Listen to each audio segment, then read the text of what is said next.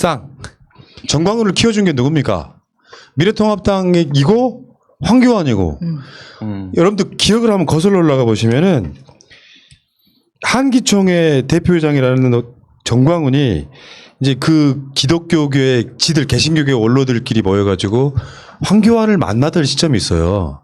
그때 뭐 청와대에 들어가시면 어쩌고 저쩌고 하면서 저의 가르침을 받아야 된다 뭐 이런 식의 그때 이제 소위 말하면 이제 교회가 정치에 개입하는 그 상황이 이루어졌고요. 황교안은 정광훈이라고 하는 한기총 대표회장이라는 직함을 갖고 있는 사람이 필요했습니다. 그때부터 정광훈은 미래통합당 그 부류에게는 신성시되는 위치에 올라갔던 거고요.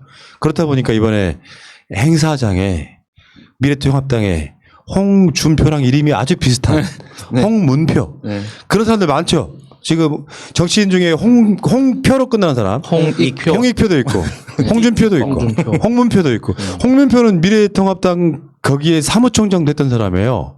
나름대로는 정치적인 어떤 위치가 있는 사람인데 이 사람이 거기를 참여를 했어. 취재진이 물어봐. 거기 왜 가셨어요? 그랬더니 지역구에 사람들이 올라와서 인사차가 되는 거야. 다 거짓말입니다. 생각해 보세요. 국회의원이 그 집회 참석해서 인증 남기려고 간 거지. 실제로 자기 지역구 사람들이 올라와서 그 인사하러 갔다고? 그 인사를 하려면 그 사람들을 만나면 되는 거지 왜 거기까지 쫓아갑니까? 에이 선거도 끝났는데 뭘 만나러 가. 말이 되는 소리라지. 그리고 여기 지역구가 충남 홍성 예산입니다. 인사하러 10분만 갔다고 하는데 요즘 요양원이나 병원에 부모님 임종 못 지키시는 분들 되게 많아요. 코로나 때문에. 근데 본인은 10분만 갔기 때문에 괜찮다고? 이게 말이 됩니까? 그리고 이 사람 그러니까 황교안이 사실은 진짜 원흉인 거예요. 내가 대통령 되면 누구지 정광훈 장관 시키겠다. 이 얘기 했었잖아요. 그러니까 지금 이만큼 키워놓고 홍문표 외에도 누구죠? 강현재, 김진태 그리고 또 하나 민경우. 아 정말 그런 사람들이 다 간 거죠. 낙선을 했음에도 불구하고 얼굴 도장 찍으러 간 거예요. 김진태 뭐라 그랬냐면요. 이 정권 머지않았습니다. 이 사악한 사회주의 독재 정권 끝장내야지 않겠습니까? 라고 혼자 지금 기독교 집회에서 목탁을 두들기고 있는 참. 이 홍문표가 지역구 주민들 만나러 왔다고 얘기를 했잖아요. 그러면 2만 명 중에 자기 지역구 주민이 어디 있어요? 몇 명이 왔는지 모르는 거잖아요. 그러니까 거짓말인 거죠. 어디 있는지도 모르고 몇 명이 왔는지도 모르고 그러니까 만약에 진짜로 만나러 온 거면 무대에 올라가야 돼요. 저 왔어요 라고 인사를 해야 되니까. 근데 뭐래? 난 무대에도 안 올라갔거든요. 이렇게 얘기를 하고 있단 말이야. 무대 사진이 없어. 그러니까 본인이 자기가 하는 말이 무슨 말인지도 모르고 지금 얘기를 하는 거고 그런 식으로 생각을 해버리게 되면은 미래통합당 뭐 사람들은 전부 다 이 집회에 참석을 했었어야겠네요. 그러니까 앞뒤가 하나도 안 맞는 말이죠. 그리고 무대에 올라왔던 사람 중에 기억해야 될 사람이 있습니다. 이 사람 성창경 KBS 공영노조 위원장이에요. 근데 이 그러니까 KBS의 노조가 이제 여러 개가 있는데, 네, 그 중에서 보수 우파 성향입니다. 이 공영노조라는 게. 근데 이 사람이 원래 그 이명박근혜 때 제작국장, 보도본부 시사 제작국 했던 사람이에요. 전형적으로 그때 언론에 대해서 완전히 망가뜨렸던 장본인이기도 합니다. 근데 이 사람이 사실은 KBS 노조 위원장이라는 것 때문에 지금 뭐 언론에서 봐라 KBS에서도 참가했다 막 이런 식으로 이야기하는데 이 사람이 이전에 6개월을 사랑제일교회를 다녔다는 거죠. 그러니까 신도인 거예요. 그런데다가 이 사람은 사실 2020년 2월에 정년 퇴사를 했습니다. KBS에서. 그리고 3월에 퇴사를 하자마자 3월 9월에 자유공화당 최고위원으로 입당을 합니다. 자유공화당? 자유공화당. 근데 이 자유공화당이 당시에 우리공화당 조원진과 자유통일당 김문수가 합쳐져서 만든 거예요. 잠깐 있었던 네, 거. 잠깐 있었는데 그 한 달 뒤에 김문수랑 싸웠죠. 그래서 김문수가 다시 탈당을 하고 이름을 다시 우리공화당으로 바꾸니까 이 성창경이라는 사람이 3월 9일에 입당했다가 3월 22일에 바로 탈당을 합니다. 그런 다음에 바로 4월 초에 기독자유통일당에 입당을 합니다. 이 기독자유통일당은 김문수 따라서 들어간 거예요. 이거 이제 그 기독교 우파 쪽 완전 그 성향들이 만들어낸 당이고. 그 이현재 가고 싶었던데. 그래서 이 사람들이 지금 이 커뮤니티에서 무슨 얘기를 하고 있냐면 쟤네들 때문에 우리가 욕먹는다는 거죠. 서로 싫어하면서 서로 증오하고 있더라고요. 되게 재밌는 상황이고 이 사람이 김재동 씨도 공격해서 이런 상황을 만든 그러니까 거예요. 아까 그 성씨 같은 사람들이요. 실제로 문재인 정부가 K 방역을 세계적으로 압도적으로 잘한다라든지 성장률이 세계 1등이라든지 하는 보도를 막고 있는 세력이라고 보시면 돼요. 왜 정치 편향적으로 하느냐? KBS는 어떻게 해야 되니? 이명박근혜 때는 이명박이 외교 나가서 뭐 하나 MOU만 몇 개 체결해도 경제 효과 3, 4조 뭐 10조 이야기하던 세력. 박근혜가 패션쇼만 좀 열심히 해도 이게 경제 효과로 해석해줬던 그 KBS가 민주정부가 되고 나면은 실제로 제가 전에 말씀드린 거 있잖아요.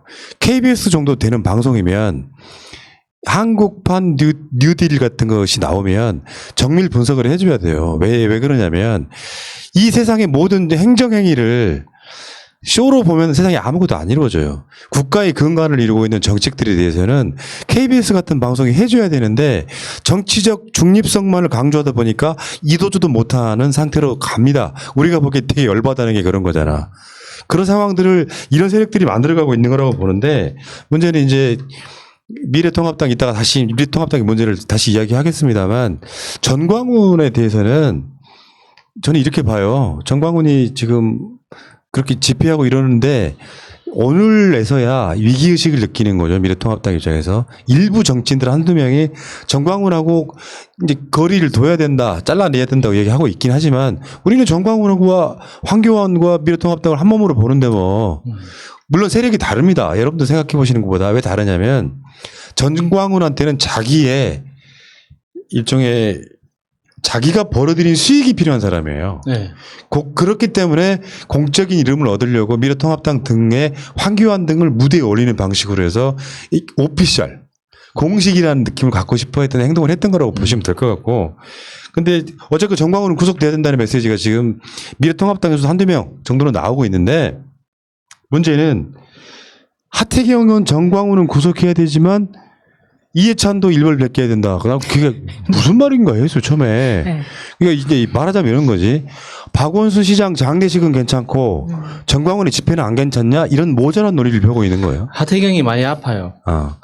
많이 아파요. 그러니까 이걸 안 가봐서 그렇다고 생각합니다. 안 가보기도 했고 너무 악의적이잖아. 네. 악의적이죠. 돌아가신 분을 이렇게 끌어들여도 되냐? 실제로 박원순 시장 관련해서 장례식은 두 가지로 보시면 돼요.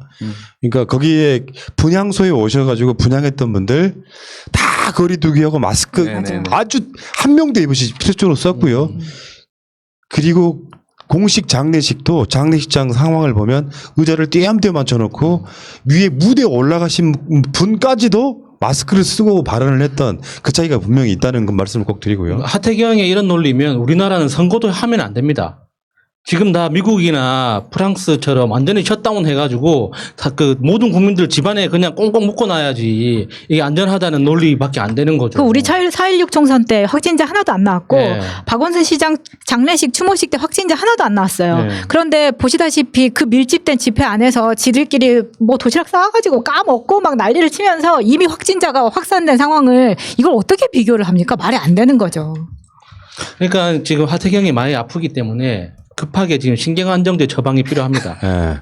그러니까 이게 얘도 좀 보면은 제발 좀 떨어져서 이런 공해를 안 봤으면 좋겠다 싶은 생각이 들긴 하는데 뭐 교묘하게 이제 그 박원순 시장 장례 위원장 공동위원장이었기 때문에 이해찬 대표도 일벌 100개 해야 된다 그러는데 그렇게 따지면요 이런 논리라고 하면 지금 집회 현장에서는 가면 소리 지르고 침 튀기고 그 자체가 되게 악의적인데 제가 주말에 결혼식장 갔다 오고 느끼는 건데 거기 계시는 분들이 음식 먹는 시간 전까지 다 마스크 쓰고 사회적으로 그렇게 협조를 하려고 하고요.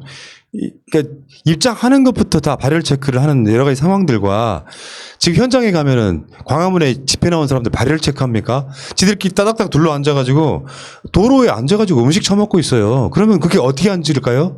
거리두기 하고 앉을까요? 바로 옆에 앉아가지고 침 튀기면서 말 나누고 정광훈이는 무대에 올라가서 막 침 발사하고 막 그 분수처럼 내려가서 아는 척하는 사람들이 있으면 마스크 벗고 또 인사하고 얼마나 많이 퍼졌을지는 아무도 모르는 거예요 지금.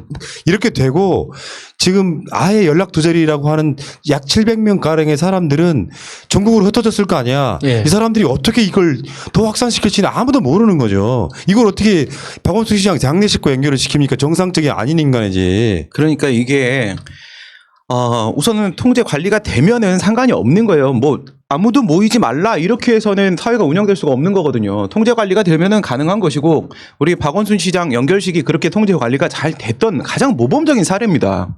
그랑 비교할 문제가 아니고 이게 불특정 다수에서 통제 관리가 안 되는 상황이라고 하게 되면 그럴 때 우리가 QR코드를 찍는 거예요. 나중에 문제가 됐을 때 그 사람을 찾아야 되기 때문에 역학조사를 위해서 누구였는지 확인을 하는 거거든. 이런 단계를 통해서 해결을 하는 것인데 광화문 집회에서 그 무엇이 되었느냐라는 거예요. 내 얘기는. 광화문 집회에서는 뭐 통제 관리도 전혀 안 되고 폭력적으로 그렇게 진행이 되고 있었고 누가 맞는지도 알 수도 없는 거. 집회 누가 하는지 어떻게 합니까? QR코드 찍을 수 있는 문제도 아니고 또 같은 것은 같게 다른 것은 다르게 다른 얘기야. 태경아 좀 아유 진짜. 아니, 그리고 이게 사실은 어른들의 야유회예요. 제가 보니까 그런 면이 크더라고. 그동안 답답했겠죠. 그러니까. 네. 그러니까 너무 축제 분위기 이런 거고 저는 이게 기독교가 지금 다 싸잡아서 욕 먹는 것에 대해서 굉장히 많은 우리 신도들 진짜 건전한 사람들이 신앙을 생활을 하고 있는 사람들이 굉장히 열받는 부분이 많다고 생각하는데 그렇다면 본인 교회를 다니는 목사님한테를 이야기하거나 아니면 한기총이라는 이름을 이렇게 더럽히고 있는데 왜 교회에서는 가만히 있습니까?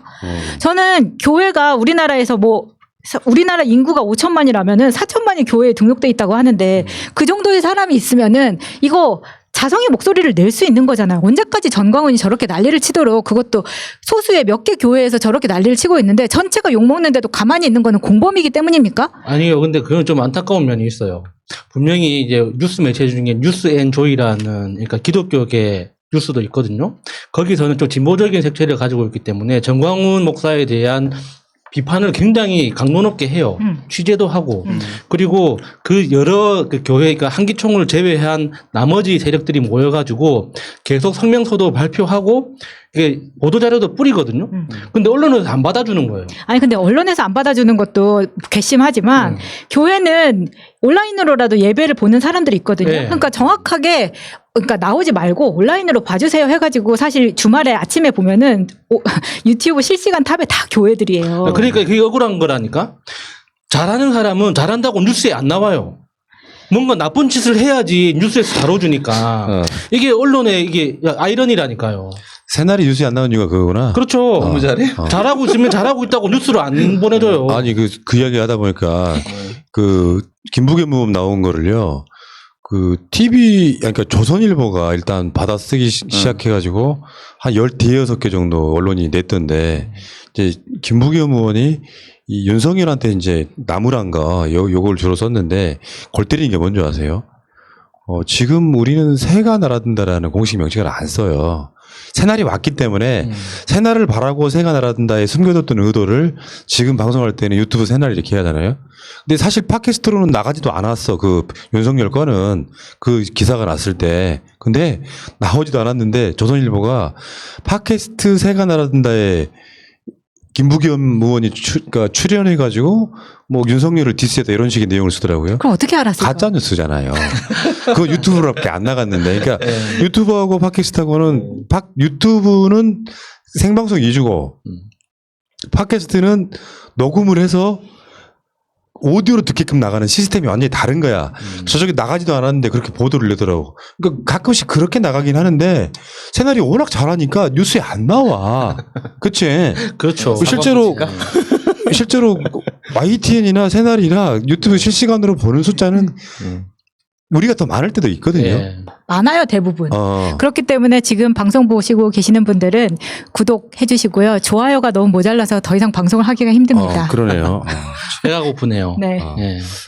좋아요 해줘요 빨리. 빈정상하기 전에. 근데 홍문표 얘기를 잠깐만 해드리면 홍문표 같은 사람이 어떤 사람들이냐면 예전에 그 사돈 그러니까 자기 며느리 오빠를 국회 사급 보좌관으로 등록시켰던 적이 있었고요. 근데 문제는 보좌관 할 수는 있다고 생각해. 1년 동안 아예 안 나왔는데 월급 주는.